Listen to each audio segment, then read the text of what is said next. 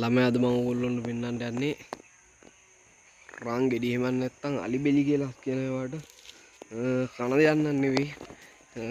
ගොඩක් කට්ටිය කියන්නේ රන් ගෙඩි කියලා.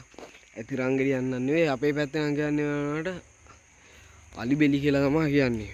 මෙන්න මේකට තමයි මෙන්න මේ ගෙඩිය පැහිලා තියෙන්නේ.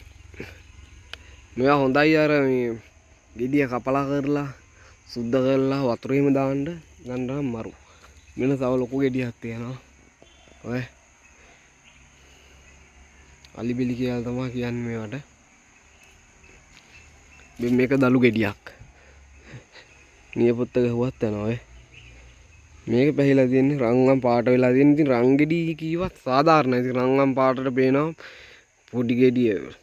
ලාකොල පාට පැහිච්ච ගෙඩිය රන්වන් පාටට තමයි තියෙන්නේ. ආයි සුපිරි තමයි ඉතින් ඈ.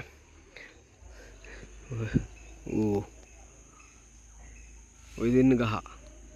මේ ගහේ නම් මේ හරියක් වෙනකන් අපි අතු කපලා තියෙන්නේ. මේ තියෙන්නේ අලි බෙලි.